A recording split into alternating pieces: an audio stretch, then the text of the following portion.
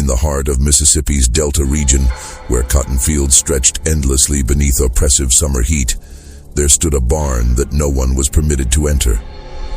For 40 years, 4 decades of whispered conversations, averted eyes, and carefully constructed lies, the Rich family guarded this structure with an intensity that bordered on obsession. The barn sat at the edge of their plantation, visible from the main road, yet somehow invisible to the outside world. Neighbors learned not to ask questions. Workers understood that curiosity came with consequences, and the family itself maintained a silence so complete, so suffocating, that it became the defining characteristic of their household. But in 1846, when a young census taker arrived at the plantation with nothing but a ledger and a determination to count every soul in Mississippi, he would stumble upon a secret that had been buried deeper than any grave. A secret that would force the Rich family to confront the impossible choice between preserving their reputation and protecting the truth. Before we continue with the story of the Rich family and the mystery of that locked barn, I want to invite you to be part of this investigation. Where are you listening from today? Drop your state or city in the comments below. I'd love to know if any of you are listening from Mississippi or have family connections to the Deep South. But first, let's go back to 1846, to a time when secrets were currency and silence was survival. The Mississippi Delta in the 1840s was a landscape of contradictions. On the surface, it appeared to be a region of prosperity and order. The cotton industry had transformed the area into one of the wealthiest regions in America, and the planters who controlled the land wielded power that extended far beyond their property lines. They influenced politics, shaped social hierarchies, and determined the fates of thousands of enslaved people whose labor generated their wealth. The climate was brutal.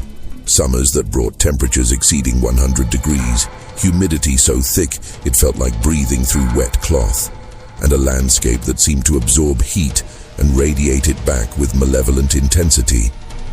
Mosquitoes swarmed in clouds during the warm months, carrying diseases that killed indiscriminately. The soil was rich and dark, capable of producing extraordinary yields, but it demanded constant labor, constant vigilance, and a willingness to exploit human beings without mercy. The Rich family had established themselves in the region 3 generations prior. They were not among the oldest planter families, but they had proven themselves capable and ruthless in equal measure. By 1846, they controlled over 2,000 acres of prime cotton land and enslaved more than 300 people. The main house was a substantial structure, not as grand as some of the plantation mansions that dotted the region, but impressive nonetheless.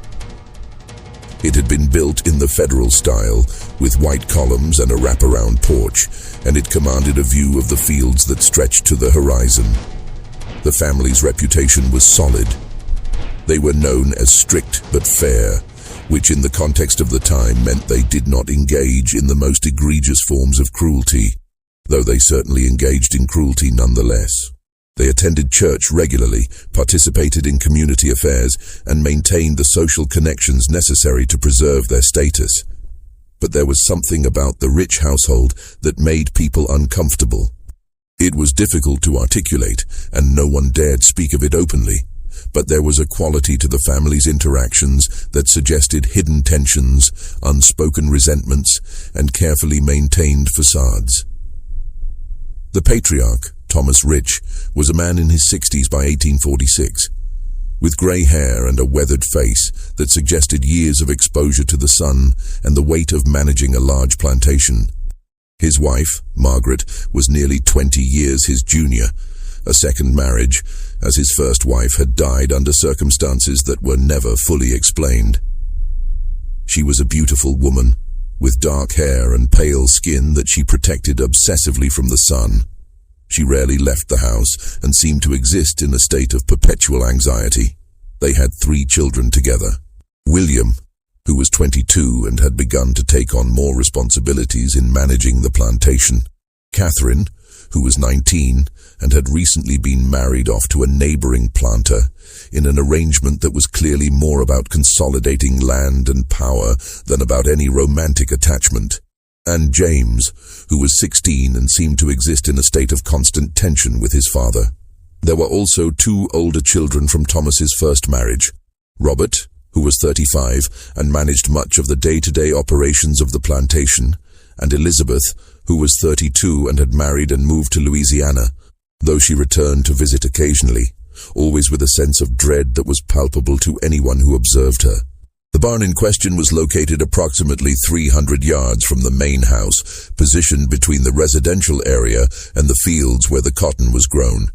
It was a substantial structure, built from sturdy timber and roofed with shingles that had weathered to a dark gray.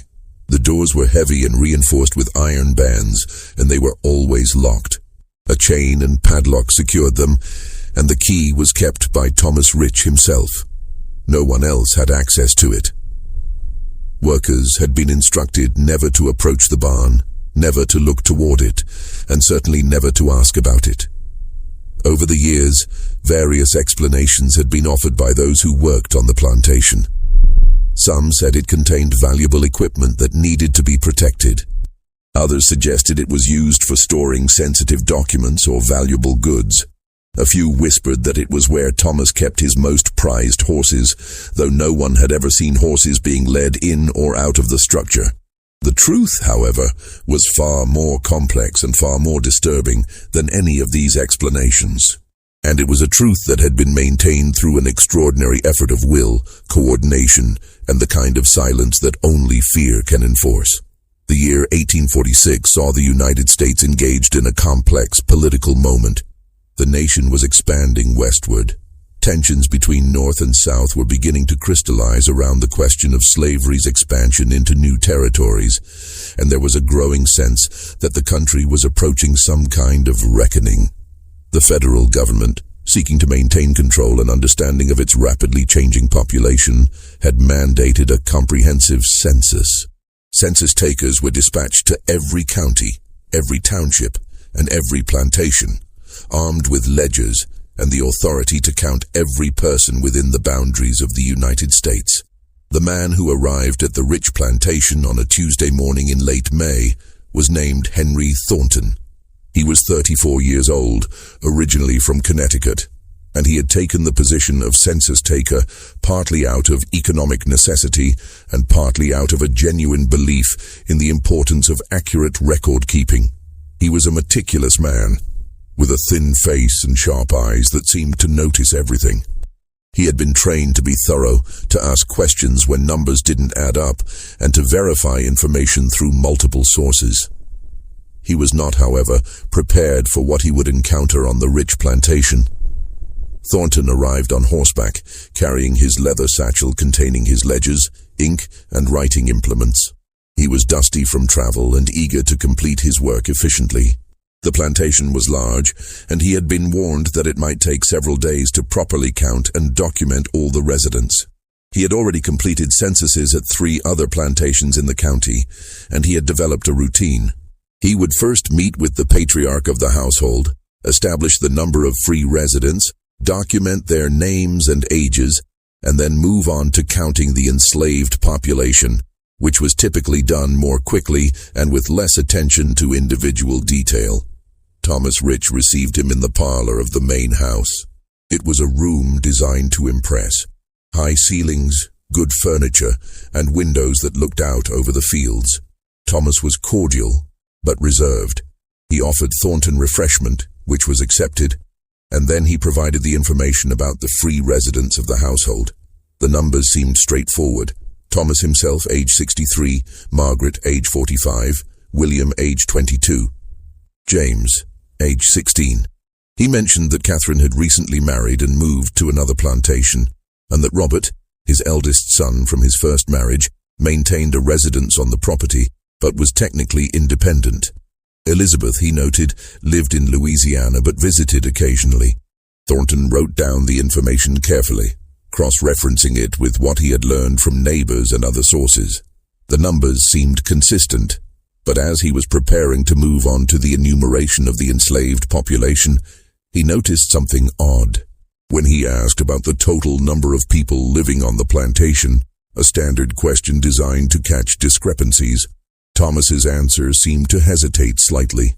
The pause was brief, barely noticeable, but it was enough to trigger Thornton's attention. "And the total number of souls on this property, Mr. Rich? Including all enslaved persons, all family members, all workers and dependents?" Thomas answered with a number that was lower than what Thornton had been told by workers at neighboring plantations. The discrepancy was not enormous, perhaps 10 or 15 people, but it was significant enough to warrant investigation. Thornton had learned through his work that plantation owners often underreported their enslaved populations to avoid certain taxes and regulations, but he had also learned that sometimes the discrepancies pointed to something more sinister. People went missing. People were sold without being recorded. People died and were buried without official documentation. "I'll need to conduct a thorough count," Thornton said carefully. "With your permission, of course. I'll need to visit the quarters, speak with the overseer, and verify the numbers independently." Thomas's response was immediate and firm. "Of course. The overseer will cooperate fully. But I should mention that we've had some recent changes in our workforce. Some workers have been sold, others have run away. The numbers may not be entirely stable." This was not unusual. Thornton had heard similar explanations at other plantations, but something in the way Thomas said it, the careful control in his voice, the way his eyes seemed to be calculating something, suggested that there was more to the story. Over the next 2 days, Thornton conducted his census.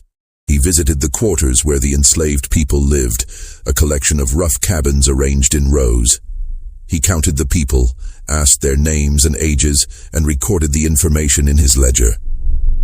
The enslaved people he encountered were wary but cooperative, as they had been instructed to be.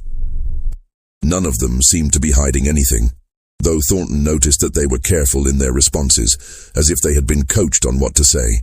The overseer, a man named Garrett Hutchins, was helpful and seemingly forthcoming.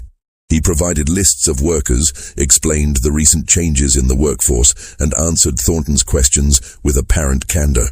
But when Thornton compared the numbers he had gathered from the enslaved people themselves with the numbers provided by Hutchins and Thomas, there was still a discrepancy of approximately 8 to 10 people. It was on the evening of his second day that Thornton decided to take a walk around the property. He wanted to get a sense of the layout, to understand the geography of the plantation, and perhaps to observe things that might not be apparent during formal interviews. As he walked, he noticed the barn. It was impossible not to notice it. It was a substantial structure, well maintained, and it stood out from the other buildings on the property. But what struck Thornton most forcefully was the security measures surrounding it. The heavy padlock, the reinforced doors, the chain. These were not typical for a storage building. They suggested something valuable, something that needed to be protected not just from theft, but from access. Thornton approached the barn and examined it more closely. The doors were solid and showed no signs of recent opening. The lock was substantial and well maintained. There were no windows, no ventilation openings that he could see. The structure was, in essence, sealed. He walked around the perimeter, looking for any gaps or openings, but found none. The barn was a fortress. He returned to the main house, and over dinner with Thomas and Margaret, he mentioned the barn casually. "That's quite a secure structure you have there," he said, gesturing vaguely toward the direction of the barn. "Must contain something quite valuable." Thomas's response was immediate and definitive. "It's used for storing equipment and supplies that need to be protected from the elements and from theft. Nothing more. It's not relevant to the census." But the way he said it, the firmness, the finality, suggested that it was, in fact, quite relevant. Thornton had learned through his work that the most important secrets were often the ones that people insisted were unimportant. That night, Thornton lay in the guest room of the Rich household, unable to sleep. His mind kept returning to the discrepancy in the numbers, to the locked barn, to the subtle tensions he had observed in the family's interactions. He had been trained to be thorough, to follow up on inconsistencies, and to trust his instincts. His instincts were telling him that something was wrong. The next morning, Thornton decided to approach the problem differently. Instead of asking direct questions, he began to observe and listen. He spent time in the quarters, engaging the enslaved people in casual conversation. He asked about the work, about the conditions, about the recent changes in the workforce. And gradually, through careful questioning and attentive listening, he began to piece together a picture that contradicted the official narrative. One woman, an older enslaved person named Ruth, who worked in the main house, mentioned in passing that there had been changes in the family in recent years. When Thornton pressed gently, asking what kind of changes, Ruth became evasive. But her hesitation was revealing. There was something she wanted to say, but was afraid to say. Another worker, a man named Samuel who worked in the fields, made a comment about the child when Thornton was asking about the family's composition. When Thornton asked what child he meant, Samuel immediately backtracked, claiming he had misspoken. But the word had been spoken, and it hung in the air between them. Thornton also noticed that when he asked about James, the 16-year-old son, the responses were oddly evasive. People seemed uncomfortable discussing him. When Thornton asked to interview James directly, as part of the census process, he was told that James was away from the plantation on business.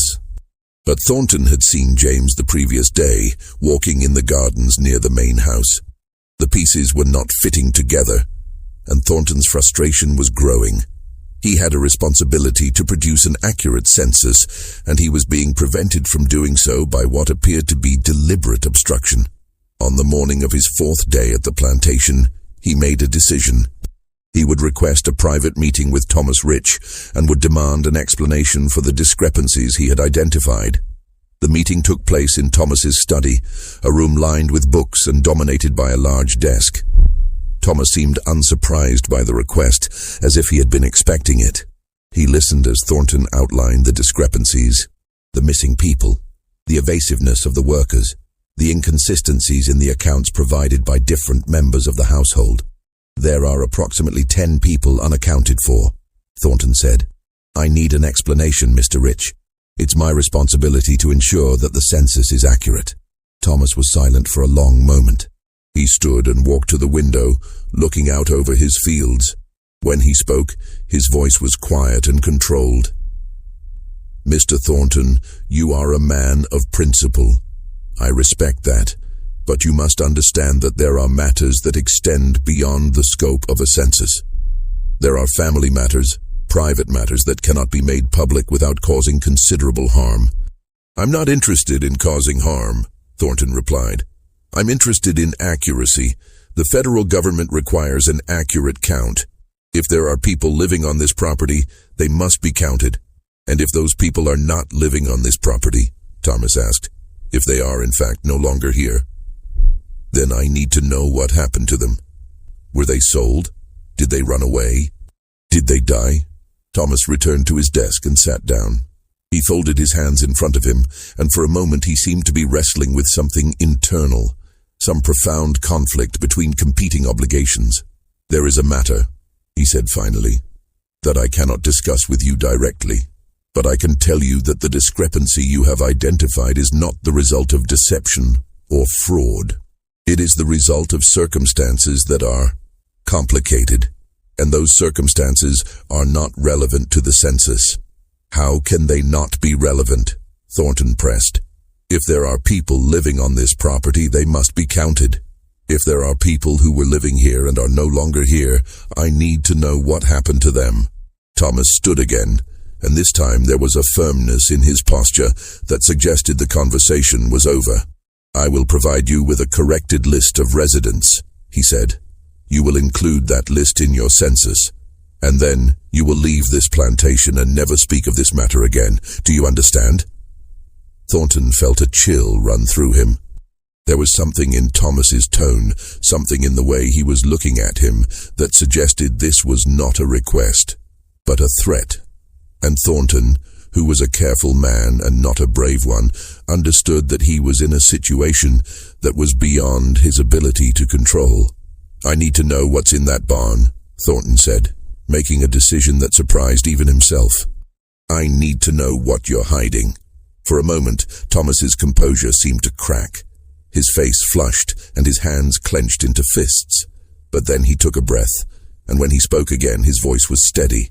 "What's in that barn is none of your concern, Mr. Thornton. And if you value your safety and your future, you will not pursue this matter further.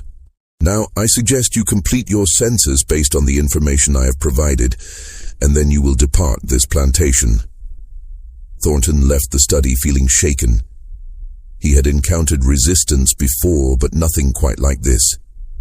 The intensity of Thomas's reaction, the barely concealed threat, suggested that whatever was in that barn was not simply a matter of tax evasion or minor fraud.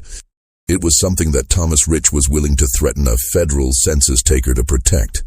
At this point in our story, we're beginning to see the outlines of a mystery that goes far deeper than simple plantation management.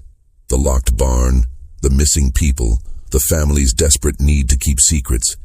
These are not the concerns of an ordinary household. If you're finding yourself drawn into this mystery, if you're wondering what could possibly be hidden in that barn that would be worth threatening a federal official, then you're experiencing exactly what Henry Thornton experienced. This is the moment where curiosity becomes dangerous, where asking the right questions can put you in harm's way. Like this video, subscribe to the channel, and let me know in the comments what you think is hidden in that barn.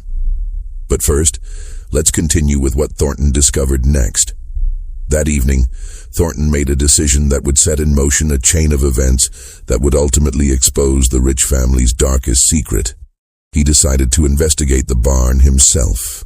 It was a reckless decision, born of frustration and a sense that he was being prevented from doing his job. But it was also a decision that reflected his fundamental belief in the importance of truth and accuracy. After the household had gone to bed, Thornton made his way to the barn. The night was dark, with only a sliver of moon providing minimal illumination. He moved carefully, aware that he was trespassing and that discovery would likely result in his immediate expulsion from the plantation. Or worse, he carried a small lantern, which he kept shuttered to avoid drawing attention. The barn doors were, as expected, locked, but Thornton had come prepared. He had brought a small set of tools, nothing sophisticated, but enough to work with a simple padlock. It took him nearly 30 minutes of careful manipulation, but eventually the lock gave way. The chain fell loose, and the doors swung open with a creak that seemed impossibly loud in the quiet night. Thornton stepped inside, his heart pounding in his chest. He opened his lantern slightly, allowing light to spill into the darkness. What he saw in that moment would haunt him for the rest of his life. The barn was not empty. It was, in fact, occupied. But not by equipment or supplies or horses. It was occupied by a person, or rather by a space that had been carefully prepared for a person to live in. There was a cot, a chamber pot, a small table with a pitcher and basin. There were blankets, clothing, and a collection of books. There was evidence of habitation, of someone living in this space, hidden away from the world. But the person was not there. The space was empty, though it showed signs of recent occupation. The blankets were rumpled, as if someone had recently slept there. The pitcher contained water. There were crumbs on the table, suggesting a recent meal. Thornton's mind raced. Someone was living in this barn. Someone was being kept here, hidden away. But who? And why? He began to search more carefully, looking for any clues that might explain what he was seeing. He found a journal hidden beneath the cot. His hands trembled as he opened it and began to read. The handwriting was careful and precise, the writing of someone educated and intelligent. The entries were dated, spanning a period of several years. The first entry was from 1806, 40 years prior. The author wrote about being brought to the plantation, about being separated from family, about the fear and confusion of a new situation. But the tone was not that of someone recently enslaved. The language was too sophisticated, the perspective too complex. As Thornton read further, the entries became more detailed. The author wrote about life on the plantation, about the work, about the relationships with other people. But there was something odd about the entries. They seemed to be written from a perspective that was both inside and outside the family. The author wrote about Thomas Rich, but with a familiarity that suggested a close relationship. The author wrote about Margaret, about William, about Catherine, about James, and the tone suggested intimate knowledge of their lives, their thoughts, their secrets. And then, in an entry from 1820, the author wrote something that made Thornton's blood run cold. Today I overheard father and mother discussing my future. They are afraid that I will be discovered, that someone will realize the truth. Father says that the barn is the only solution, that I must be kept hidden, that my existence must be erased from the official record. I do not understand why my existence is so threatening. I do not understand why I must be hidden away like a shameful secret. But I understand that I have no choice. I understand that my life, as I knew it, is over. Thornton's hands shook as he held the journal. The implications were staggering. The author of this journal was someone who was being kept hidden by the rich family. Someone who was being treated as a secret, as something that needed to be erased. But who and why? He continued reading, moving through the entries chronologically. The author wrote about the passage of time, about the slow erosion of hope, about the development of routines and habits that made the confinement bearable. The author wrote about books, about reading, about using imagination as a means of escape. The author wrote about the other members of the family, about their visits to the barn, about the conversations that took place in this hidden space. And then, in an entry from 1835, the author wrote something that provided a crucial piece of the puzzle. Today, William brought me news from the outside world. He told me about the changes in the country, about the growing tensions over slavery, about the debates in Congress. He told me that there are people fighting for the freedom of enslaved people, that there are those who believe that slavery is a moral evil. I asked him if that meant that I might someday be free. He did not answer, but his silence was answer enough. Thornton realized with a shock of understanding that the author of this journal was not enslaved. The author was a member of the rich family. The author was someone who was being kept hidden, not because they were enslaved, but because of who they were, because of something about their identity that was so threatening to the family that they had chosen to hide them away rather than acknowledge their existence. He continued reading, searching for more clues, for something that would explain the mystery completely. And then, in an entry from 1840, he found it. Today I asked Mother why I must remain hidden. I asked her if there was any possibility that I might someday be allowed to live a normal life, to interact with the world, to have relationships with people outside this barn. She wept. She told me that it was impossible, that my existence was a source of shame to the family, that allowing me to be known would destroy everything they had built. I asked her what I had done to deserve this punishment. She said that I had done nothing, that the fault lay with her, with Father, with the circumstances of my birth. And then she left, and I was alone again. Thornton closed the journal, his mind reeling. He now understood the basic outline of the mystery. Someone in the rich family had been hidden away, kept in this barn for decades, their existence erased from official records, their life confined to this small space. But he still did not know the complete truth. He did not know the identity of the person who had written this journal. He did not know the specific circumstances that had led to this extraordinary decision to hide them away. He was so absorbed in his thoughts that he did not hear the footsteps approaching the barn. He did not hear the sound of someone moving through the darkness outside. He only became aware of another presence when a voice spoke from the doorway. I wondered when someone would find this place. Thornton spun around, the journal still in his hands. Standing in the doorway, illuminated by the faint light from his lantern, was a figure he had not expected to see. It was James Rich, the 16-year-old son of Thomas and Margaret. But there was something different about him in this moment. He was not the anxious, tense young man that Thornton had glimpsed around the plantation. He was calm, almost resigned, as if he had been waiting for this moment, as if he had known that eventually someone would discover the truth. "What are you doing here?" Thornton asked, his voice unsteady. "I could ask you the same question," James replied. "But I think we both know the answer." You found the journal. You've read about the person who lives here. You're trying to understand the mystery. Who lives here? Thornton asked. Who is being kept in this barn? James was silent for a moment. Then he said, someone who should not exist. Someone whose existence is an embarrassment to the family.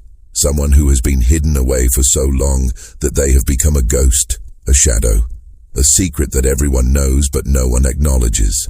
I don't understand, Thornton said. Tell me plainly, who is in this barn? And James, with a sigh that seemed to contain the weight of years of burden and secrecy, began to speak. My mother, James said, was not always my mother. Before she married my father, she was someone else. She had a life, a family, a different identity.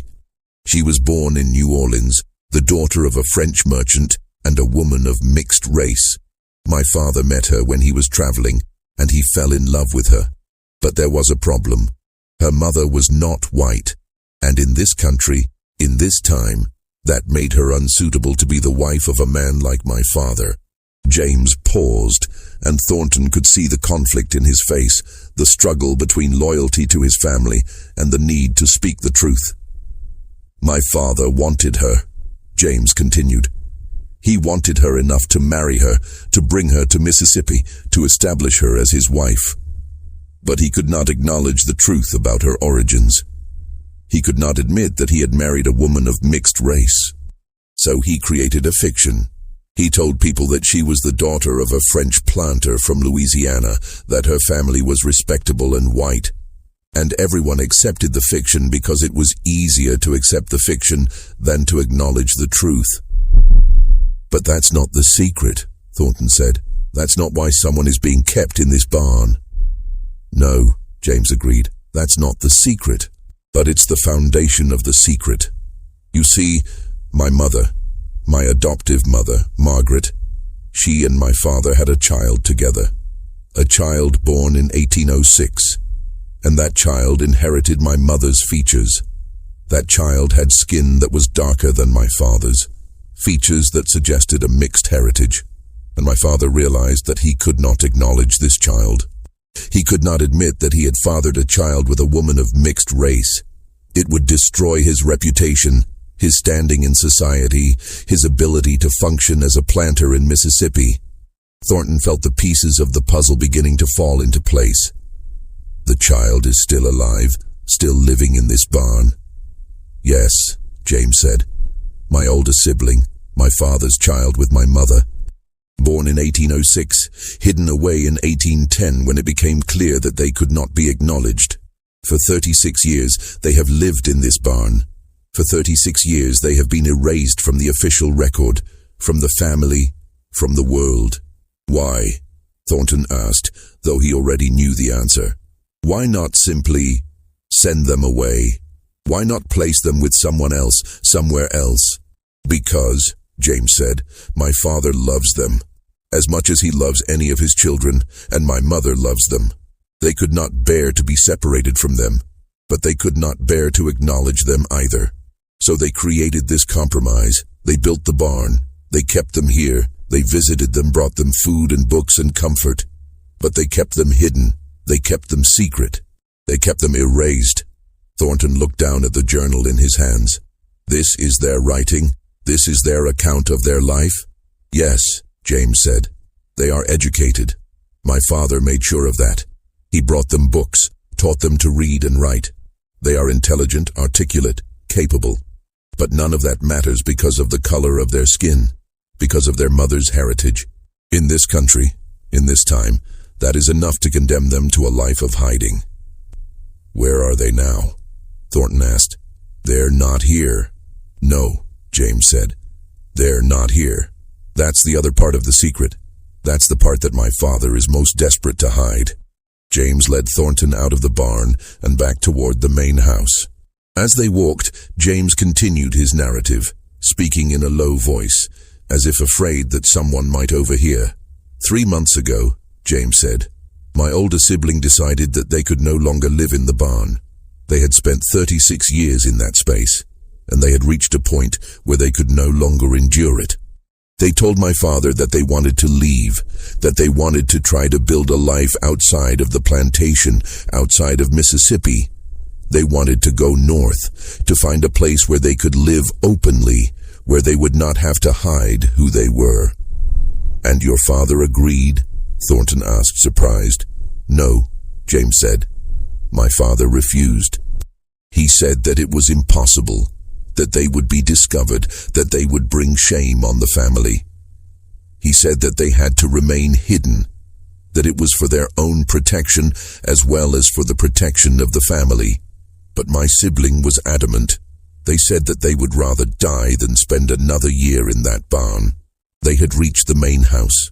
James paused at the entrance, seeming to gather his courage for what he was about to say.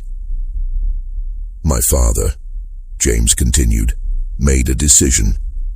He decided that if my sibling could not be kept hidden, then they would have to be erased, not killed. My father is not a murderer, though what he did was perhaps worse than murder. He decided to sell them. He decided to send them south to New Orleans to be sold into slavery. He told himself that it was for their own good, that they would be better off in a city where they could disappear into the population, where they could build a new life. But the truth is that he was erasing them. He was taking his own child and selling them into slavery to protect his reputation." Thornton felt a wave of revulsion wash over him. "When did this happen?" 2 months ago, James said. "My sibling was taken from the barn and transported to New Orleans. My father paid a trader to handle the transaction. The official story is that they ran away, that they escaped from the plantation. But the truth is that they were sold. My father's own child was sold into slavery." "And the census?" Thornton asked. "The discrepancy in the numbers?" "My father is trying to account for the missing people," James said. "He's trying to make the numbers work, to explain the disappearance without revealing the truth. He's hoping that if he can make the census numbers match his official story, then the secret will remain hidden. He's hoping that no one will ever know what really happened."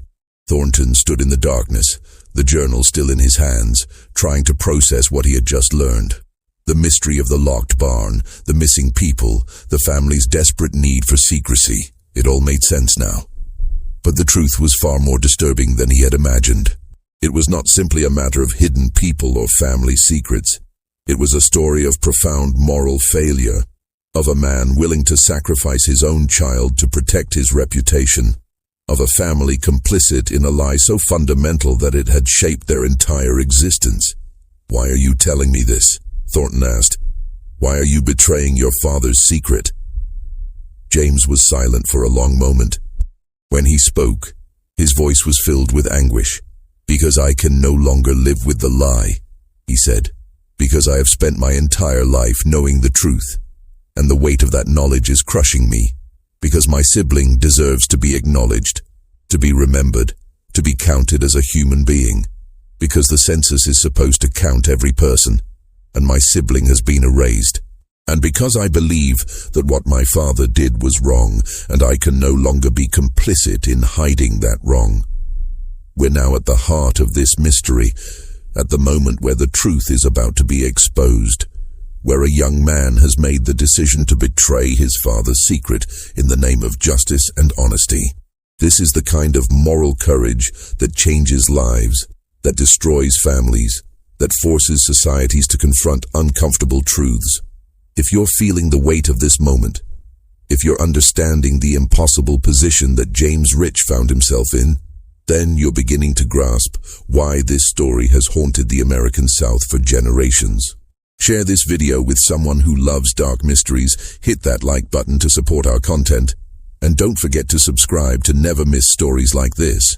But first, let's see what happens when the truth is finally revealed. Thornton spent the remainder of the night in a state of profound moral conflict. He had been given information that was not his to give, secrets that were not his to reveal. But he also had a responsibility to accuracy, to truth, to the proper functioning of the census.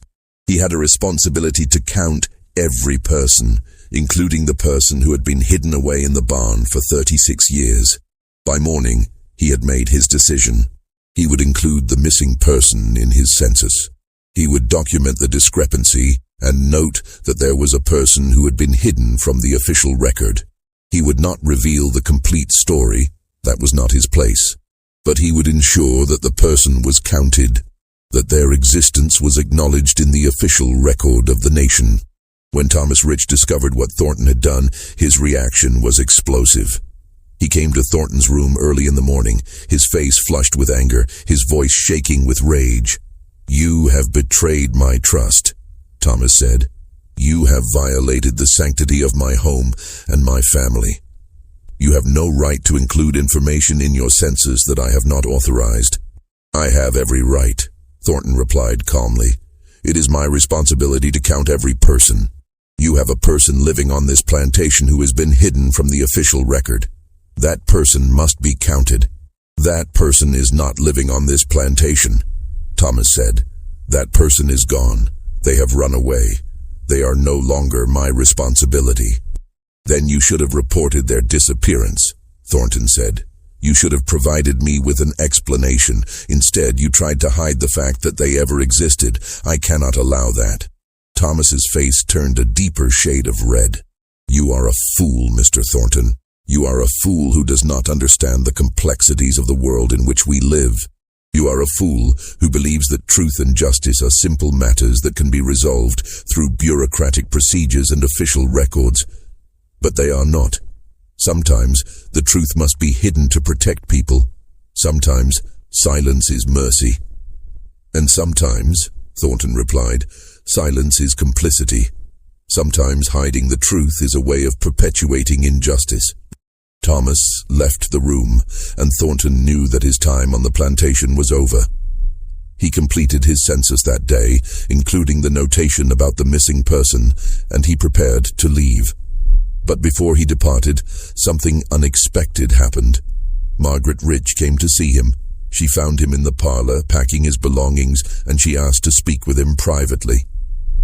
They sat in the same room where Thornton had first met Thomas, and Margaret spoke to him with a quiet intensity that was more powerful than Thomas's rage. "You don't understand what you've done," she said. "You don't understand the consequences of your actions." "I understand that I've documented the truth," Thornton replied. "I understand that I've ensured that a person who was hidden away is now acknowledged in the official record." "You've destroyed my family," Margaret said. "You've destroyed my marriage, my children's futures, my standing in this community. When word gets out about what you've included in that census, when people realize that there is a mixed-race child in the Rich family, everything will fall apart." "Perhaps it should fall apart," Thornton said. "Perhaps a family built on such a fundamental lie deserves to fall apart." Margaret's eyes filled with tears. "You're very young, Mr. Thornton. You're very young, and you believe in the power of truth and justice. But you will learn as you grow older that the world is more complicated than that. You will learn that sometimes the most loving thing a parent can do is to hide the truth. You will learn that sometimes protecting people means keeping secrets." "I don't believe that," Thornton said. "I believe that truth is always better than lies. I believe that people deserve to be acknowledged, to be counted, to be recognized as human beings." Margaret stood and walked to the window, looking out over the fields. "My child," she said softly. "The child I gave birth to, the child I love more than my own life. That child is now enslaved. That child is being held in bondage because of the color of their skin, because of my heritage, because of the circumstances of their birth. My husband sold them to protect his reputation. And you have ensured that this fact will be recorded in the official census, that it will become part of the historical record, that it will be known forever." She turned back to face Thornton, and her expression was one of profound sadness. "I hope," she said, "that you will find some comfort in knowing that you have told the truth. I hope that will be enough to sustain you when you realize the full consequences of your actions." Thornton left the Rich plantation on a gray afternoon, his horse laden with his satchel and his ledgers. He did not look back at the main house, did not look toward the locked barn. He rode away with the weight of what he had learned pressing down on him, with the knowledge that he had set in motion events that would have far-reaching consequences. The census was filed with the federal government.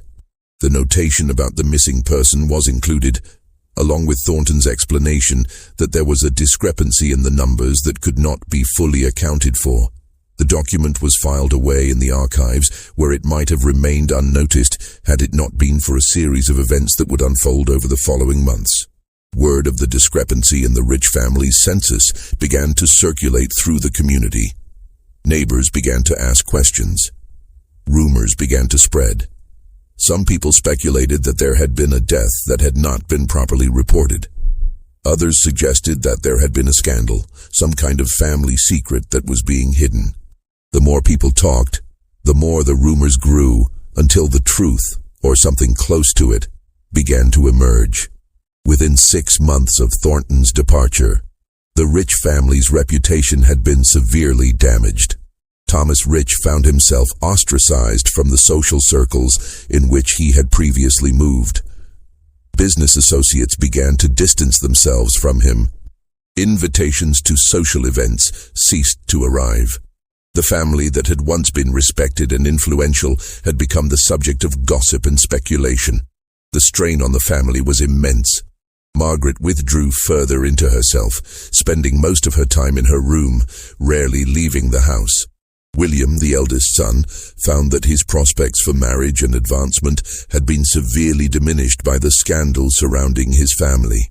Catherine, who had married into another prominent family, found herself in an awkward position, caught between loyalty to her birth family and the need to protect her own reputation and her husband's standing. James, who had been the one to reveal the truth to Thornton, found himself in an impossible position. He had done what he believed was right, but he had also destroyed his family. He was viewed with suspicion by his father, with resentment by his siblings, and with pity by the community. He had become the person who had betrayed the family secret, and he would carry that burden for the rest of his life. Robert, the eldest son from Thomas's first marriage, took over much of the management of the plantation as Thomas withdrew from active participation in the business. But even Robert found that the scandal had affected his ability to function effectively. Workers began to question the authority of a family that had been so thoroughly discredited. And Thomas Rich himself seemed to age rapidly under the weight of the scandal. The man who had been so determined to protect his reputation, who had been willing to sell his own child into slavery to maintain his standing, found that his reputation had been destroyed anyway. The very thing he had feared most had come to pass, and it had come to pass not because of the truth about his wife's heritage or his child's existence, but because of his desperate attempt to hide that truth. As the scandal surrounding the Rich family deepened, a new question began to emerge. What had happened to the child who had been hidden in the barn? Where had they gone? Were they still alive? Had they been truly sold into slavery, or had they managed to escape? These questions consumed James Rich. He had revealed the truth to Thornton in the hope that it would lead to some kind of justice, some kind of acknowledgement of the wrong that had been done. But instead, it had only led to scandal and family destruction. He had not achieved the liberation of his sibling. He had only achieved the humiliation of his family.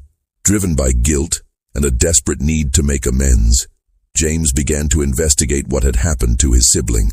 He used his connections, his money, and his knowledge of the plantation to try to trace the path that his sibling had taken. He discovered that Thomas had indeed sold them to a trader, a man named Josiah Crane, who specialized in transporting enslaved people to the Deep South.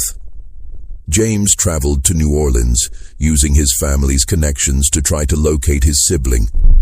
He visited slave markets, spoke with traders, searched through records. But the trail had gone cold. His sibling had been sold, possibly multiple times, and had disappeared into the vast machinery of slavery. There was no way to know where they were, whether they were alive or dead, whether they had managed to escape or had been worked to death in the fields of Louisiana or Mississippi or Alabama. The futility of his search consumed James. He had wanted to find his sibling, to help them, to make some kind of amends for the betrayal that his father had perpetrated. But he had failed. His sibling had been lost to the system of slavery, and there was nothing he could do to bring them back. As the years passed, the locked barn stood empty. No one was allowed to enter it, not because it contained a secret, but because the secret had been revealed and the person it had contained was gone. The barn became a monument to the family's shame, a physical reminder of the terrible choice that Thomas Rich had made. The Rich family's fortunes continued to decline. The scandal had damaged their reputation beyond repair. Thomas Rich died in 1852, 6 years after Thornton's visit, and his death seemed to mark the beginning of the end for the family. Without his leadership, the plantation began to fail. The Civil War, which began in 1861, would ultimately destroy what remained of the family's wealth and power. James Rich survived the war, but he never married, never had children of his own. He spent his remaining years managing the remnants of the plantation, trying to rebuild what his father had destroyed. But he never forgot his sibling, never stopped wondering what had happened to them, never stopped carrying the guilt of having revealed the family secret. Margaret Rich lived until 1870, dying at the age of 69. In her final years, she became increasingly withdrawn and melancholic. Those who knew her said that she seemed to be haunted by something, consumed by a grief that she could not express. She died without ever knowing what had happened to her child, without ever being able to make amends for the role she had played in allowing her child to be hidden away and ultimately sold into slavery. The locked barn was eventually torn down, sometime in the 1880s, after the plantation had been abandoned and the family had scattered. But for decades, it stood as a physical reminder of the terrible secrets that the Rich family had kept, of the price that had been paid for the maintenance of reputation and respectability. This mystery shows us something profound about the American South in the 19th century, about the lengths to which people would go to maintain the fiction of racial purity, about the terrible cost of silence and secrecy.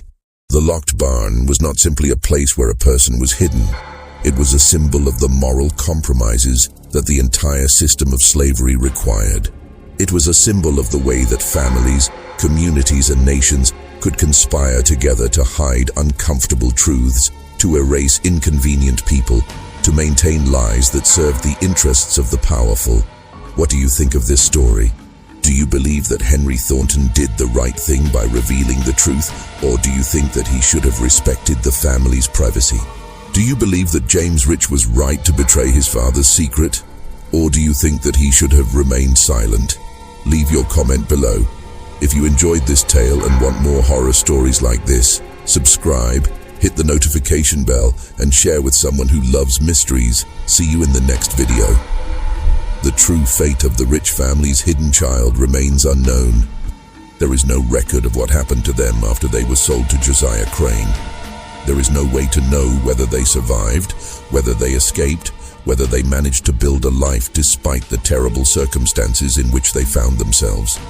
Their name has been lost to history, their story erased from the official record except for the notation in Henry Thornton's census that indicated a discrepancy in the numbers. But their existence, their hidden life in that locked barn, their forced erasure from the family and from society, these things are real. These things happened. And they happened not because of some extraordinary circumstance, but because of the ordinary, everyday choices that people made to protect themselves, to preserve their reputations, to maintain the lies that allowed them to sleep at night. The locked barn in Mississippi stood as a testament to these choices, a physical manifestation of the moral compromises that slavery required. And when it was finally torn down, it left behind only questions. What happened to the child who lived there? What became of them? Did they ever know that their existence had been acknowledged in the census? That someone had cared enough to count them, to ensure that they were not completely erased from the historical record? These are questions that can never be answered. But they are questions that we must ask, because in asking them, we acknowledge the humanity of those who were hidden, those who were erased, those whose lives were sacrificed to maintain the comfortable lives of the powerful. We acknowledge that they existed, that they mattered, that their stories deserve to be told, even if we can never know the complete truth of what happened to them. The locked barn is gone now, but the questions it raises remain, haunting us still, reminding us of the terrible price that silence exacts, of the way that secrets can poison families and communities, of the importance of truth, even when that truth is difficult and painful and destructive. And somewhere, in the vast machinery of history, in the records and documents and census forms that have survived the centuries, there is a notation that indicates a discrepancy, a missing person, a secret that was revealed. And that notation is all that remains of the person who lived in that locked barn. All that remains to prove that they existed, that they were counted, that they mattered.